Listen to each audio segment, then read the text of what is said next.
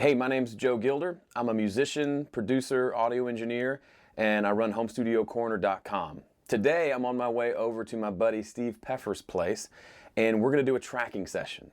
And decided to take you along with me and hopefully show you even just a little bit of what it's like to do a full band tracking session with 5 musicians all playing music at the same time.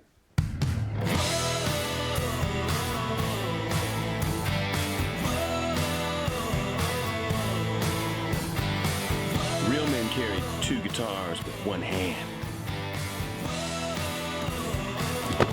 Yeah. Something for nothing. Trust somebody who knows. If you want something, gotta give something. Made it. That's just the way it goes. Hi, Steve. Hey, Joe. How you doing? You're looking pretty today. Thank you. This is Steve, everybody.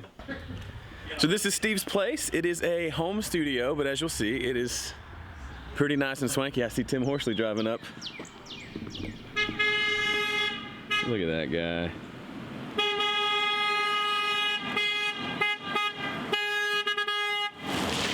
Wow.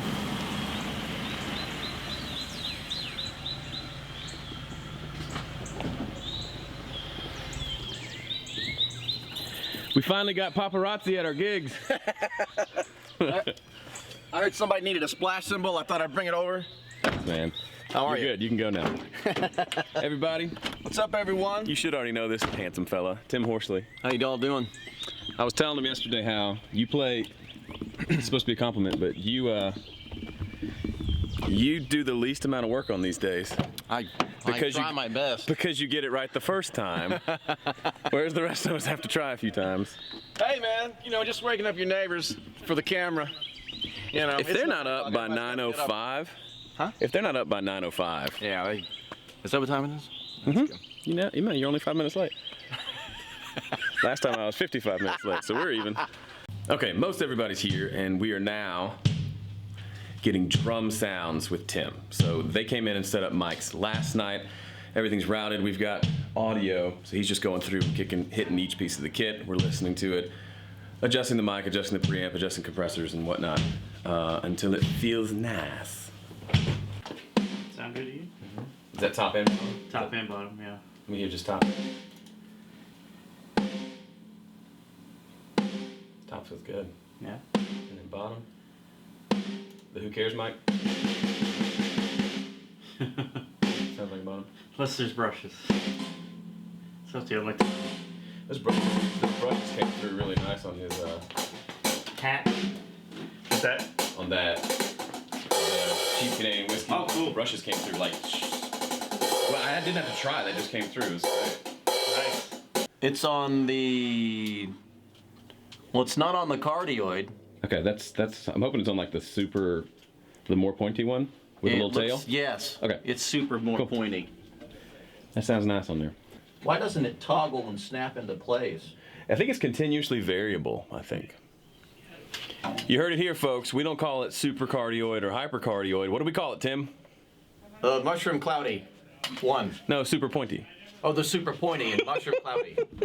Those are the. Say hi. Hi, hey everybody out there. This is Jason, probably one of the best guitar players I've ever. Oh, I don't I can't hear because Tim won't shut up. And Matt, At least he's the best guitar player. going back in. Everything sounds awesome when you use a good kit. Except for. So the only thing is the kick I feel like is really snappy, which is fine, but not as beefy as I want. Tried some EQ, so we're just gonna pull it back a little bit. I don't know if that's gonna work very well. But we're gonna try that. And then what'll happen is I will run into this all day as I walk by.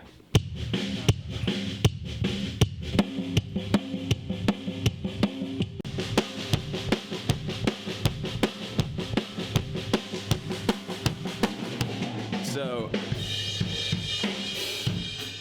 this isn't a drum recording tutorial, but with that, the kick was too snappy, so I thought moving it out might make it be a little beefier, because maybe it's too close to the head, the beater head. Didn't really help, so then I moved it in and I angled the mic away from pointing right at where the beater hits the head. It's just a little bit better. It's a little beefier. It'll be a little easier to mix. And it just took a little bit of time. So just little changes make big differences.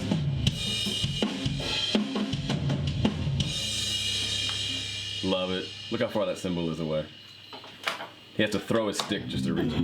What's cool about Matt, aside from his 3 basses, 2 of which are 5-string, he brings his own gear. See that LA2A looking thing?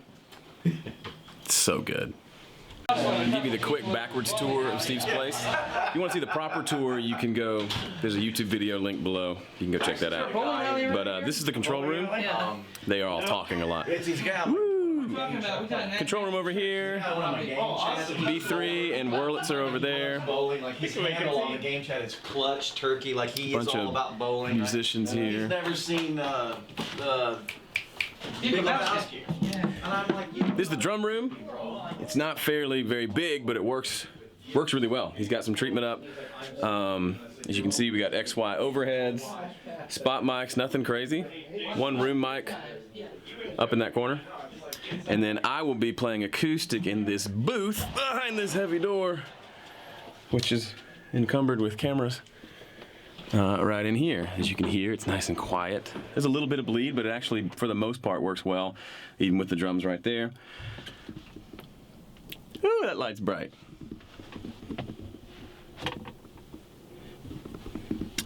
This is where I'll be for the rest of the day.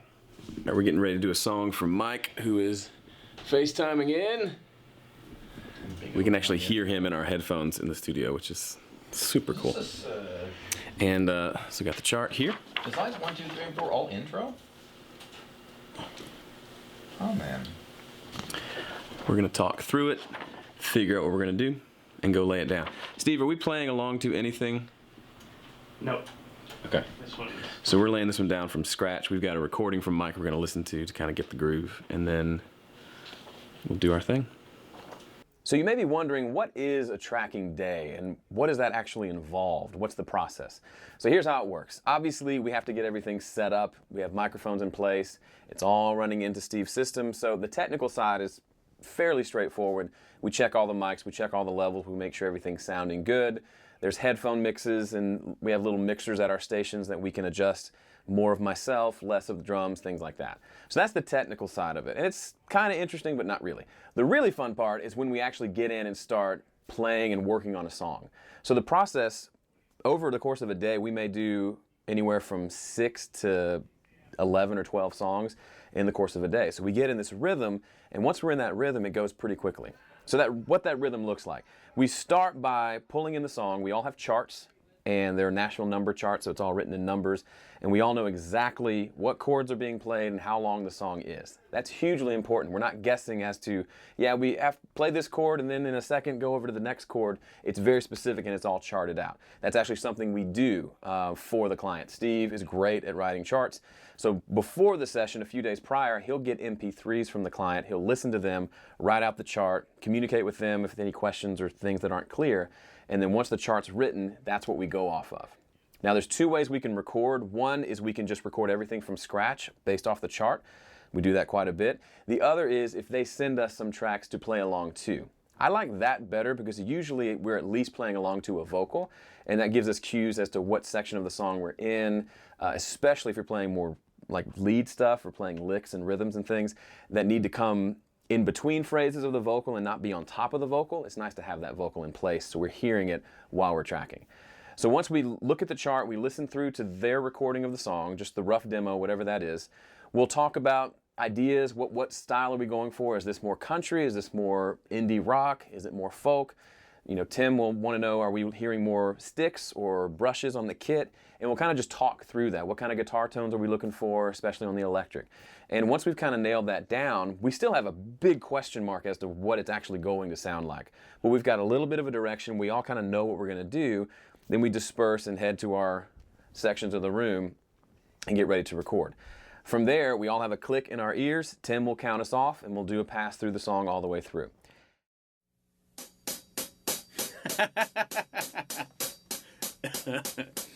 You funny.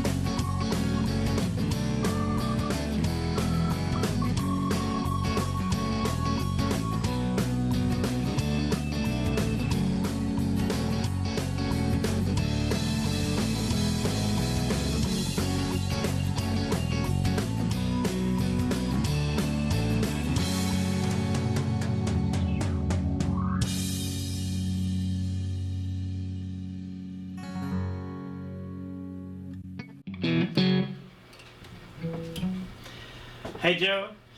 Hey, where are you going with that gun in your hand?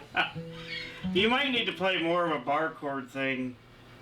Just not open at all? Like without the minors. I might need to do that too, because it's kind of... Yeah. It's kind of sounding way too darker than it... On the sixes? I think that... I'm playing those on open. Okay. I ain't playing no third. Now, what usually happens is people like Tim nail it on the first try. Makes me mad, but he just doesn't make mistakes. He's that good. And so we'll get done. First pass will go through, and everybody will either say, I'm great, or more than likely they'll say, I need to do a whole new pass because it just didn't come together yet. That's usually me. Or I really just messed up on, I just need a couple of punch-ins. And so then we've moved into the main tracking into doing some quick overdubs and quick punch-ins. So for me, I'll say, hey, I need to do another pass, and then maybe Jason will say, I'm going to do a second electric guitar. So then he and I will record those two together. And maybe Steve played piano on the first song, on the first pass, and now he's going to switch to the Wurlitzer or to an organ, and he'll record that again. After we've done that, we'll go through any punches that people need. And a punch, if I'm using phrases that don't make any sense, is literally where you're just punching someone into just a small section or maybe a big section of the song. So if I was playing through the song and I really goofed on the bridge, I could just say, I messed up the bridge, can I just punch that in? So give me about 2 bars before the bridge, I'll start playing along, it'll punch me in, I can play, and then he'll punch me out at the end of that phrase, and then it's really just a smooth transition. So that's the inner workings of how it goes. And once we're done, we'll come in here and listen, and if we're happy, we're done. And after the session, Steve will clean up the audio, send the files off to the client, but that's essentially it. Occasionally we'll have a song where we really need fiddle. So Jason is a boy wonder. He plays everything. He's an amazing fiddle player. He'll pull out his fiddle and come in here later, and we'll track those things and a few things on top of it. But for the most part, the bulk of the work is done in that 10 to 15 minute period where we're all locked in, we're all playing together, and we're playing off each other, and some really cool magic happens. Thanks so much for watching. I hope this video was as fun for you to watch as it was for us to make. If you would, look down below. There should be a link for you to subscribe. You can also find me on social media, Facebook and Twitter. My handle is Joe Gilder Music. And if you're interested, if this really kind of sparked an interest in you to perhaps just start the conversation of maybe having us track one of your songs, get in touch with me. My email is joe@homestudiocorner.com. Love to hear what you're working on.